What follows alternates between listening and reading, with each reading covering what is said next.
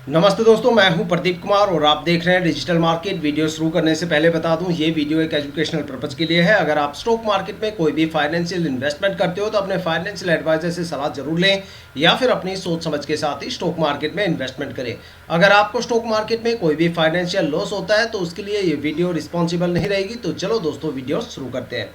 दोस्तों, आज हम बात करने वाले हैं ABDL स्टॉक के बारे में। देखा जाए तो aligned blender and digital stock के बारे में डिस्कस करने वाले हैं। तो यहाँ पे अगर एक नज़र डाली जाए स्टॉक के सभी सेगमेंट पे, तो स्टॉक का जो एवरेज बाइंग प्रेशर है इस टाइम वो यहाँ पे करीब 100% के लेवल के आसपास है और ये बाइंग प्रेशर लगातार पिछले 2 हफ्तों से ताबड़तोड़ यहाँ पे इंक्रीज हुआ है। तो यहाँ पे आपको एक अच्छा खासा रिकमेंडेशन मिलता है कि आप इस स्टॉक में इन्वेस्टमेंट कर सकते हो।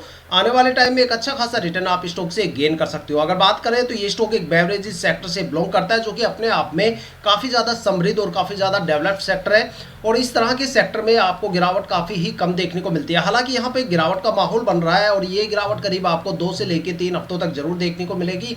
लेकिन अगर आपके पास ABDL स्टॉक की कोई भी बड़ी होल्डिंग है तो भाई उसको करीब 2 से लेकर 3 हफ्तों तक जरूर होल्ड करके रखना, क्योंकि उसके बाद आपको स्टॉक में काफ़ी ताबड़तोड़ ग्रोथ देखने को मिलेगी।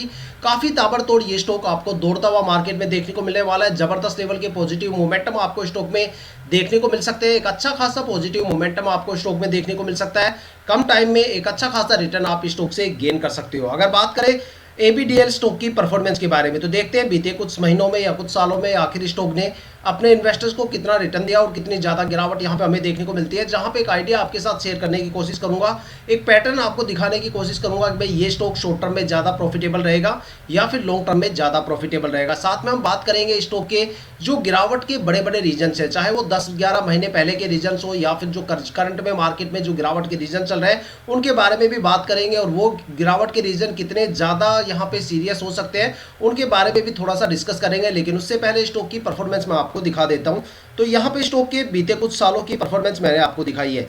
तो भाई अगर स्टॉक के IPO की बात करें तो स्टॉक का IPO करीब आज से 2 साल पहले मार्केट में आया और जैसे स्टॉक का IPO मार्केट में आया स्टॉक ने करीब 56% से ज़्यादा का रिटर्न दिया। और अगर बात करें अब अगले ही 12 महीनों में तो स्टॉक के रिटर्न काफ़ी ज़्यादा बढ़ जाते हैं और स्टॉक ने करीब यहाँ पे 71.5% से ज़्यादा का रिटर्न दिया। जबकि बात करें मार्केट की तो मार्केट में पिछले 7-8 महीनों से लेकर 12 महीनों तक काफ़ी ताबड़तोड़ गिरावट रही है। करीब 80 से लेकर 85% का सेलिंग प्रेशर रहा और आप एक अनुमान लगा सकते हो भाई इतने ज़्यादा सेलिंग प्रेशर में स्टॉक ने फिर भी भर भर के रिटर्न दिया। मतलब स्टॉक में मार्केट की गिरावट से लड़ने की काफ़ी ज़्यादा क्षमता है। हालांकि इस गिरावट के बारे में यहाँ पे डिस्कस करेंगे, लेकिन उससे पहले थोड़ा सा और रिटर्न पे नजर डालें तो शॉर्ट टर्म में भी ये स्टॉक काफ़ी ज़्यादा प्रॉफिटेबल है। पिछले 9 महीने में स्टॉक ने करीब 51.5% से ज़्यादा का रिटर्न दिया है। और अगर पिछले 6 महीनों की परफॉर्मेंस की बात करें तो पिछले 6 महीनों में स्टॉक ने करीब 34% से ज़्यादा का रिटर्न दिया। और पिछले 3 महीनों की परफॉर्मेंस की बात करें तो पिछले 3 महीनों में स्टॉक ने करीब 56% से ज़्यादा का रिटर्न दिया। और अगर पिछले महीने की बात करें, लास्ट 30 डेज की बात करें तो स्टॉक ने करीब 12% से ज़्यादा का रिटर्न दिया। लेकिन देखा जाए तो पिछले एक हफ्ते से स्टॉक में एक अच्छी खासी गिरावट चल रही है और स्टॉक यहाँ पे -2.5% की गिरावट के साथ आके खड़ा हो जाता है। देखा जाए तो यहाँ पे गिरावट के कुछ बड़े रीजन्स हैं। रीजन्स में सबसे पहला रीजन तो ये है कि भाई मार्केट में इस टाइम काफ़ी ज़्यादा स्टॉक ऐसे हैं जो एक ओवर प्राइस पे ट्रेड कर रहे हैं। अब ओवर प्राइस से ऊपर ट्रेड करने का मतलब क्या होता है भाई, कोई भी स्टॉक जब अपनी एक लिमिट या अपनी एक सीमा होती है उससे ऊपर अगर वो कोई ट्रेड करता है तो वहाँ पे कुछ चांसेस होते हैं गिरावट के। और गिरावट के चांसेस क्यों हो जाते हैं, क्योंकि जब कोई भी स्टॉक अपने ओवर प्राइस पे ट्रेड करता है तो वहाँ पे प्रमोटर्स की होल्डिंग में काफ़ी तेजी से हमें गिरावट देखने को मिलती है। और अगर किसी भी स्टॉक में प्रमोटर निकल के चले जाते हैं तो भाई फिर उस स्टॉक में ऊपर चढ़ाने वाला कोई रहता नहीं, क्योंकि जब प्रमोटर ही स्टॉक से निकल जाएंगे तो आखिर उस स्टॉक को ऊपर ले जाने वाला फिर कौन रहेगा। तो उस स्टॉक से एक अच्छी खासी गिरावट होती है। और ये गिरावट क्यों होती है इसका एक रीजन है। देखा जाए तो वो सारे स्टॉक एक ASM और GSM की लिस्ट में है और सबसे पहले ASM और GSM की लिस्ट को समझते हैं कि भाई ये क्या होता है। देखो, जब कोई भी स्टॉक पिछले 2-3 साल से ताबड़तोड़ अंधाधुंध मार्केट में भागता है और एक भर भर के रिटर्न अपने इन्वेस्टर्स को देता है तो वो एक ओवर प्राइस के ऊपर आके खड़ा हो जाता है और सेबी उसे ASM और GSM की लिस्ट में डाल देती है। जब कोई भी स्टॉक ASM और GSM की लिस्ट में चला जाता है तो समझो कि भाई वो स्टॉक सेबी की ट्रैकिंग सिस्टम में आके फंस चुका है और सेबी उस पर कड़ी नजर लगाए बैठी है और बोलती है भाई अपने शेयर प्राइस को थोड़ा सा कम कीजिए, क्योंकि अगर प्रमोटर यहाँ से निकले तो यहाँ पे पब्लिक इन्वेस्टर्स, फॉरेन इन्वेस्टर्स इनकी बुरी तरह से बैंड बच सकती है। तो ऐसे केस में क्या होता है कि उन स्टॉक्स में एक अच्छी खासी गिरावट होती है, और गिरावट नहीं होती, वो एक्चुअली अपने शेयर प्राइस को कम करते हैं और उसको इन्वेस्टर्स एक नाम देते हैं कि भाई शेयर में एक बड़ी गिरावट हो रही है, लेकिन वो एक गिरावट नहीं है, वो अपने शेयर प्राइजेस को कम कर रहे हैं ताकि ओवर प्राइस से ऊपर वो स्टॉक ट्रेड ना करे।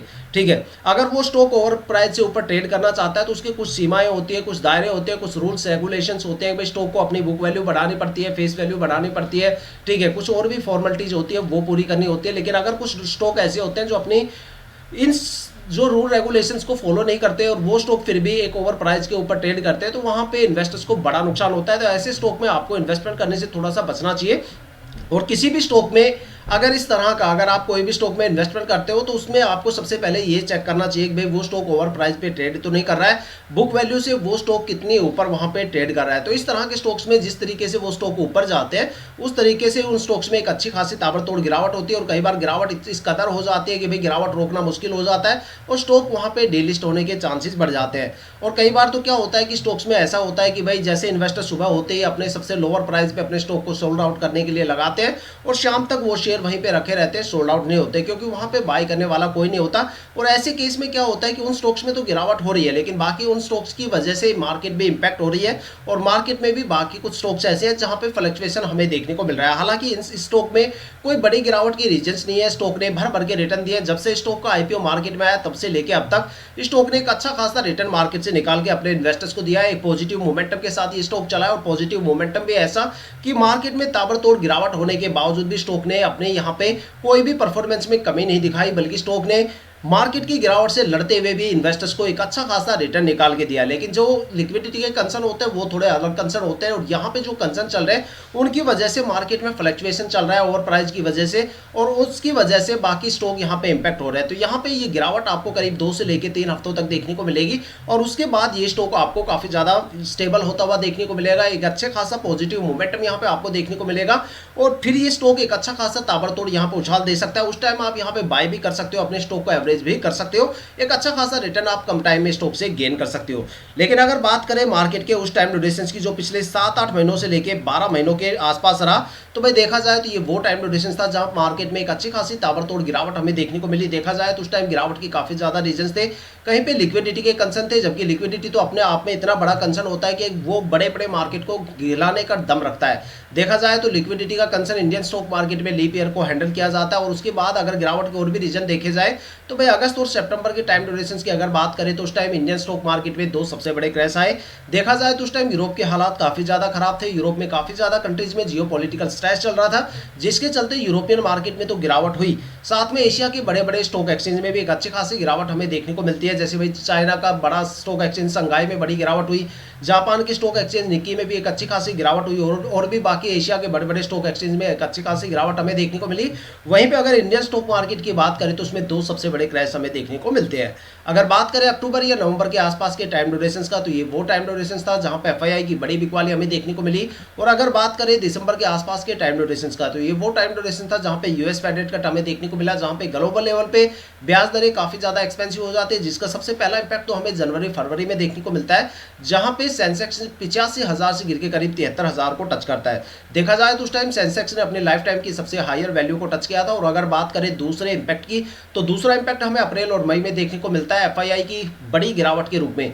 देखा जाए तो जो फॉरेन इन्वेस्टर्स है उनकी का होल्डिंग में काफी बड़ी गिरावट यहाँ पे हमें देखने को मिलती है। साथ में जो फॉरेन इन्वेस्टर्स है उनका जो ट्रस्ट लेवल है इंडियन स्टॉक मार्केट को लेके, उसमें भी बीते कुछ महीनों में काफी बड़ी कमी हमें देखने को मिली है, जिसका नतीजा यह है कि भाई आज के टाइम काफी ज्यादा स्टॉक ऐसे हैं जहां पे पूरी तरह से सफाया हो चुका है एफआईआई की होल्डिंग का, और काफी ज्यादा स्टॉक ऐसे भी है जहां पे अच्छी खासी ताबड़तोड़ गिरावट हमें एफआईआई या फॉरेन इन्वेस्टर्स की होल्डिंग में देखने को मिलती है। लेकिन अगर इसके अलावा देखा जाए तो मार्केट में पिछले 10-12 महीनों में काफी ज्यादा सेक्टर और स्टॉक ऐसे भी रहे जहां पे करीब 70-80-90% तक ताबड़तोड़ गिरावट हमें देखने को मिलती है। जैसे भाई कामधेनु वेंचर हो गया, वटोज हो गया, स्प्राइट एग्रो हो गया, देवांगडी शुगर हो गया, साथ में पावर सेक्टर हो गए, केमिकल सेक्टर हो गए, शुगर मिल सेक्टर हो गए, ज्वेलरी सेक्टर हो गए, एग्रीकल्चर सेक्टर हो गए, साथ में बैंकिंग और आईटी सेक्टर्स हो गए, जहां पे बीते 10-12 महीनों में काफी ताबड़तोड़ गिरावट हमें देखने को मिलती है। वहीं पे अगर देखा जाए तो मार्केट में काफी ज्यादा स्टॉक ऐसे भी रहे जहां पे प्रमोटर्स की होल्डिंग में काफी बड़ी गिरावट हमें देखने को मिली। देखा जाए तो मार्केट में काफी ज्यादा स्टॉक ऐसे भी थे जहां पे प्रमोटर्स ने अपना सारा का सारा माल एफआईआई और पब्लिक इन्वेस्टर्स को चिपका दिया, और वो वहां से चलते हुए बने। देखा जाए तो वो कुछ छोटे मोटे स्टॉक नहीं थे, काफी नामी ग्रामी स्टॉक थे, जैसे HDFC बैंक हो गया, ICICI बैंक हो गया, जोमेटो, पेटीएम, डिलीवरी जैसे स्टॉक है, जहां पे बीते कुछ महीनों में काफी ताबड़तोड़ गिरावट हमें प्रमोटर की होल्डिंग में देखने को मिलती है। ऐसे स्टॉक में आपको इन्वेस्टमेंट करने से पहले करीब 2 बार सोचना चाहिए, क्योंकि इस तरह के स्टॉक जहां पे प्रमोटर की होल्डिंग में बड़ी गिरावट हमें देखने को मिलती है, तो वहां पे थोड़ा सा अलर्ट आपको रहना चाहिए, क्योंकि अगर किसी भी स्टॉक में प्रमोटर की होल्डिंग में बड़ी गिरावट होती है तो भाई उस स्टॉक के ऊपर जाने के चांसेस काफी ज्यादा कम हो जाते हैं। जबकि बात करें उस टाइम मार्केट की गिरावट की, तो भाई मार्केट में करीब यहाँ पे 80 से लेके 85% का सेलिंग प्रेशर रहा, तो आप एक अनुमान लगा सकते हो इतने ज्यादा सेलिंग प्रेशर में मार्केट की क्या हालत रही होगी। ऐसा लगता है जैसे एक अपर सर्किट को देखे हुए कर्सा सा बीत गया हो।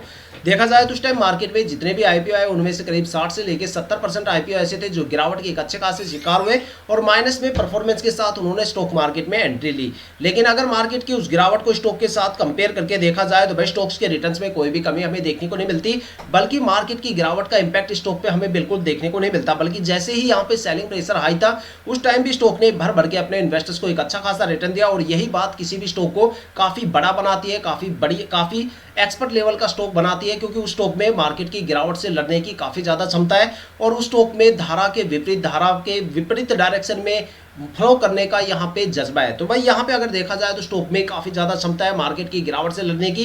देखा जाए तो ऐसे दौर में जहाँ पे बड़े बड़े स्टॉक, काफी ज्यादा स्टॉक डिलिस्ट हो गए, काफी ज्यादा स्टॉक में ताबड़तोड़ गिरावट हुई, कहीं पे प्रमोटर की होल्डिंग में गिरावट हुई, तो कहीं पे फॉरेन इन्वेस्टर्स की होल्डिंग में गिरावट हुई, ऐसे दौर में भी स्टॉक ने अपने आप को बनाए रखा है। इसलिए कहते हैं कि बेवरेज जो स्टॉक है, जो सेक्टर है, वो अपने आप में काफी ज्यादा डेवलप होता है। इसके अलावा 2-3 सेक्टर हो रहे हैं, जैसे भाई हेल्थ केयर सेक्टर हो गया, कैपिटल मार्केट सेक्टर हो गया, फाइनेंशियल सर्विसेज सेक्टर हो गए।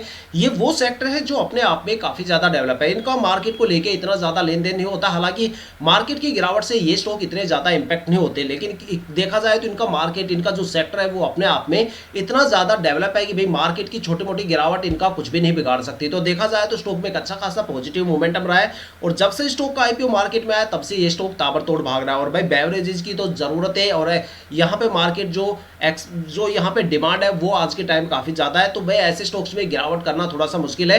हालांकि यहाँ पे मार्केट की फ्लक्चुएशन की वजह से स्टॉक में कुछ फ्लक्चुएशन हमें देखने को मिल रहा है, और देखा जाए तो किसी भी स्टॉक के अंदर ये होना काफी ज्यादा जरूरी है, उसके बिजनेस को हेल्दी मोमेंटम देने के लिए, साथ में स्टॉक को फ्यूल देने के लिए। देखो अगर कोई भी स्टॉक ऊपर जाता है तो उसका नीचे आना भी काफी ज्यादा जरूरी होता है। जितना वो नीचे आएगा या जितना वो ऊपर जाएगा, ये दोनों ही पैटर्न उस स्टॉक में फ्यूल देने का काम करते हैं। जब कोई भी स्टॉक नीचे आता है, जब तक वो नीचे नहीं आएगा तो नए इन्वेस्टर्स वहां पे एंट्री कैसे करेंगे, और अगर वो स्टॉक ऊपर ही चलता रहेगा तो वहां पे होल्डिंग कम होने के चांसेस ज्यादा हो जाते हैं, क्योंकि लोग अपना प्रॉफिट बुक करके निकलने के चक्कर में रहते हैं। तो उस केस में क्या होता है कि इन्वेस्टर्स की होल्डिंग में कमी आती है। लेकिन अगर वो स्टॉक नीचे जाता है तो वहां पे इन्वेस्टर्स की होल्डिंग में काफी ज्यादा ग्रोथ होती है। तो भाई दोनों ही पैटर्न यहाँ पे जरूरी होते हैं। तो यहाँ पे जो फ्लक्चुएशन है वो ज्यादा दिन तो आपको देखने को नहीं मिलेगा। हालांकि यहाँ पे 2 से लेके 3 हफ्तों तक आपको हल्की फुल्की गिरावट देखने को मिलेगी, लेकिन उसके बाद ये स्टॉक आपको काफी ज्यादा स्टेबल होता हुआ देखने को मिलेगा। एक अच्छा खासा रिटर्न यहाँ पे आपको देखने को मिल सकता है। अगर बात करें एबीडीएल स्टॉक की परफॉर्मेंस यहाँ पे होल्डिंग पैटर्न के बारे में, तो भाई यहाँ पे प्रमोटर की होल्डिंग पिछले साल 80.91% थी, जो इस साल भी 80.91% है। मतलब क्वार्टर टू क्वार्टर यहाँ पे हमें प्रमोटर की होल्डिंग में कोई भी चेंजेस देखने को नहीं मिलता, बल्कि प्रमोटर ने अपनी होल्डिंग को यहाँ पे रिमेन कॉन्स्टेंट रखा है, मतलब अपनी होल्डिंग को बनाए रखा है। और जब किसी भी स्टॉक के अंदर कोई भी प्रमोटर अपनी होल्डिंग को बनाए रखता है तो समझो वो स्टॉक काफी ताबड़तोड़ भागने वाला है, क्योंकि हमसे ज्यादा एक्सपर्ट लेवल की जो एनालिसिस होती है वो फॉरेन इन्वेस्टर्स की होती है या फिर प्रमोटर्स की होती है। और जब ये एक्सपर्ट लोग अपनी होल्डिंग को बनाए रखे हैं तो समझ लो स्टॉक में एक अच्छा खासा रिटर्न आने वाले टाइम में आपको देखने को मिल सकता है। और अगर यहाँ पे डीआईआई की होल्डिंग की बात करें तो डीआईआई की होल्डिंग पिछले साल 5.70% थी, जो इस साल गिर के करीब 4.74% के आसपास हो गई। एक हल्का फुल्का फ्लक्चुएशन डीआईआई की होल्डिंग में देखने को मिलता है। देखा जाए तो डीआईआई की होल्डिंग हमेशा ही स्टॉक मार्केट में फ्लक्चुएशन मोड में रहती है। और अगर बात करें एफआईआई की होल्डिंग की, तो भाई एफआईआई की होल्डिंग पिछले साल 3.83% थी, जो इस साल गिर के करीब 2.82% हो गई है। मैंने पहले भी कहा था भाई एफआईआई की होल्डिंग में मार्केट की गिरावट की वजह से काफी ज्यादा गिरावट हमें देखने को मिली है, और काफी ज्यादा स्टॉक में तो एफआईआई की होल्डिंग पूरी तरह से सफाचट हो चुकी है। लेकिन वहीं पे अगर पब्लिक इन्वेस्टर्स की होल्डिंग की बात करें तो यहाँ पे पब्लिक इन्वेस्टर पिछले साल 9.52% थे, जो इस साल यहाँ पे करीब 8.14% हो गए। देखा जाए तो यहाँ पे माइनर सा फ्लक्चुएशन हमें स्टॉक में देखने को मिला है, और ये भी पिछले कुछ हफ्तों से हमें देखने को मिलता है। देखा जाए पिछले हफ्ते भी होल्डिंग काफी ज्यादा, मतलब पिछले क्वार्टर में होल्डिंग काफी ज्यादा थी, और यहाँ पे ये होल्डिंग अभी हमें कम होती हुई देखने को मिलती है इस क्वार्टर में। अगर इससे पहले क्वार्टर की बात करें तो उसमें होल्डिंग हमें एक अच्छी खासी होल्डिंग यहाँ पे हमें देखने को मिलती है। लेकिन भाई अगर बात की जाए स्टॉक की ओवरऑल परफॉर्मेंस के बारे में, तो भाई स्टॉक काफ़ी ज़बरदस्त है। स्टॉक की अपने आप में मार्केट में काफ़ी डिमांड है। स्टॉक आपका जो सेक्टर है वो अपने आप में काफ़ी ज़्यादा डेवलप है। देखो एक सबसे ज़्यादा इंपॉर्टेंट बात यहाँ पे मैं अपने एक्सपीरियंस और एनालिसिस के बेस पे आपको बताता हूँ। देखो भाई स्टॉक मार्केट के कोई भी पिछले 5, 10 या 15 साल पुराने रिकॉर्ड उठा के आप देख लेना। लीप ईयर के बाद जो अगला फाइनेंशियल ईयर आता है वो सबसे ज़्यादा रिटर्न देता है इंडियन स्टॉक मार्केट में, क्योंकि लीप ईयर में लिक्विडिटी का कंसर्न होता है। और लिक्विडिटी एक ऐसा कंसर्न होता है जो बड़े बड़े मार्केट को हिला के रख देता है। देखा जाए तो लिक्विडिटी की वजह से काफ़ी ज़्यादा स्टॉक्स में ताबड़तोड़ गिरावट होती है और काफ़ी ज़्यादा स्टॉक तो बिल्कुल अपनी लोअर वैल्यू पे आके खड़े हो जाते हैं। और वही स्टॉक अगले फाइनेंशियल ईयर में जब एक रिकवरी प्रोसेस से गुजरता है तो एक अच्छा खासा रिटर्न मार्केट से निकाल के देते हैं। लेकिन यहाँ पे जो सबसे ज़्यादा सोचने वाली बात है वो ये है कि भाई ये सबसे ज़्यादा बेस्ट टाइम है स्टॉक मार्केट में इन्वेस्टमेंट करने का, क्योंकि इस टाइम काफ़ी ज़्यादा स्टॉक बिल्कुल अपनी लोअर वैल्यू से स्टार्ट होने वाले हैं और मार्केट में एक अच्छा खासा बाइंग प्रेशर आपका इंतजार कर रहा है। कम टाइम में एक अच्छा खासा रिटर्न आप मार्केट से गेन कर सकते हो या फिर अपने स्टॉक को एवरेज कर सकते हो। तो दोस्तों ये थी अब तक की सबसे लेटेस्ट अपडेट एबीडीएल स्टॉक को लेके। अगर आप इस वीडियो या चैनल पे नए हो तो भाई चैनल को सब्सक्राइब जरूर कीजिएगा, ताकि हम जितनी डीपली एनालिसिस करके आप लोगों के लिए वीडियो लेके आते हैं उसकी नोटिफिकेशन आप तक सबसे पहले पहुंचे, ताकि आप स्टॉक मार्केट के हर पहलू से रूबरू रहें, अपने आप को अपडेट और अपग्रेड करते रहें। इसी के साथ ये वीडियो समाप्त करते हैं, मिलते हैं नेक्स्ट वीडियो के साथ।